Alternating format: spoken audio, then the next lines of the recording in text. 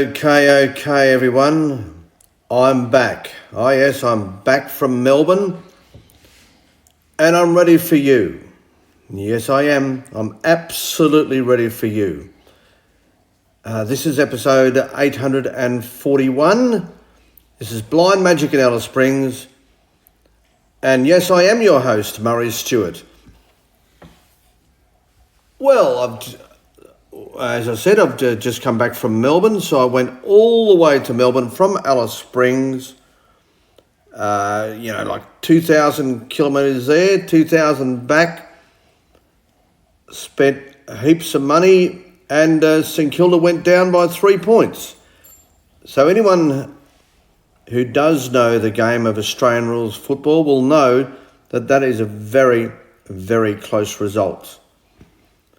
Yeah, quite frustrating in some ways because we probably had the better of the contest, but at the end of the day, we lost. Yeah, we did. So, not quite good enough. Squandered some of our opportunities.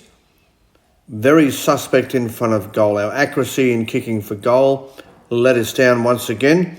But yeah, it was a good game, and I so much enjoyed spending time with my son.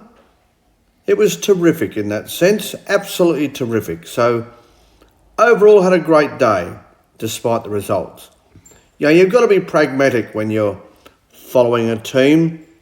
We played 7 18-year-olds, a very young squad. So as our coach said, we've got to be patient with them. They're not always going to win. Sometimes they won't come up trumps, but that's okay. They're learning each and every occasion they go out there to be better at their craft. And that's all we can expect. Effort. And they certainly gave effort, even though we went down. Now, as is normal when you go away for a weekend and spend it with friends, you pick up a little bit of new material. I heard a couple of jokes, and one of them I'm definitely not going to go with, but I think this one would pass the test. Yes, it probably not necessarily PC, politically correct, but a good joke nevertheless. So one bloke's talking to another bloke, and he says, "Hey mate, I think my best friend's having an affair with my wife." He says, "Oh, why would you say that?" He says, "Oh, wow." He says, "Lately he's been really miserable." Well, I thought it was funny. I did. I thought it was really funny, just quietly. But some of the ladies might not necessarily share my sense of humour, but I thought that was a good joke. Oh yes, and certainly able to be told on Blind Magic in Alice Springs. But also heard another great story. Apart from the joke, I heard a great story, yes. So here we go, let me tell you the story. It was in Queensland, this story emanates from the Gold Coast, a place called Utala. And a couple were down at the dog park with their beautiful bull mastiff dog named Peggy. Yes, Juliet and Reese and their wonderful little daughter Ruby. And they came across, this is not a joke by the way folks, this is a story. So bear with me. So they came across a magpie that had fallen from one of the branches of the trees on this dog park and was quite injured. So they then took the magpie home and started to nurture it to better health. And would you believe, their bull mastiff slowly but surely started to develop a playful relationship with this magpie, who they subsequently called Molly. So the bull mastiff, her name is Peggy, and the magpie is named Molly. And yeah, as they nursed this magpie back to better health, feeding, watering, doing what one does with wild birds, and the bull mastiff, Peggy, and Molly started to develop a really good friendship. Would you? I mean, not what you would call a normal connection. And normally, I think bull mastiffs would find magpies rather delightful to eat, but not on this occasion. No, so they started playing together. Oh yes, and in fact, over the next week, they would go down to the dog park with this magpie, and they were running together. And obviously, the magpie was doing, sitting on the dog's shoulder while the dog ran, and they were snapped visually, that with the dog sleeping and the magpie sleeping alongside this dog. A wonderful friendship that they had begun to develop. In fact, such was the friendship that they have developed that the magpie started to copy the dog's bark. This is a true story. That's right. Right here, the Gold Coast in Australia. This is absolutely a true story. So the magpie, as I said, started to copy Peggy's bark. And off they'd go, having fun together. Yeah, they've become really, really good mates. Well, would you believe it? Someone complained to the Department of Wildlife and Conservation about what they considered as the unlawful capture of this magpie. Now, remembering that the magpie was claimed from the ground at a dog park, injured. So had they not brought Molly home, I'm almost certain that Molly would have been no longer. So, instead of someone congratulating this couple, this family, they've decided to dob them in. So anyway, an inspector comes knocking on the door and takes Molly away. Yeah, effectively Molly has been taken from Peggy. And well, has that started a furore in the Gold Coast. 77,000, there was a petition set up by someone, and 77,000 signatures later, the department contacts the couple and said that if they did what would we call it, a wildlife management certificate course, then they may consider bringing Molly back. So this petition was called Bring Molly Home. Bring Molly Home. And, Peggy wasn't happy. Peggy has been moping around apparently because his friend's been taken away from her. Yeah, or her friend's been taken away from her. Yeah, remember, Molly and Peggy, two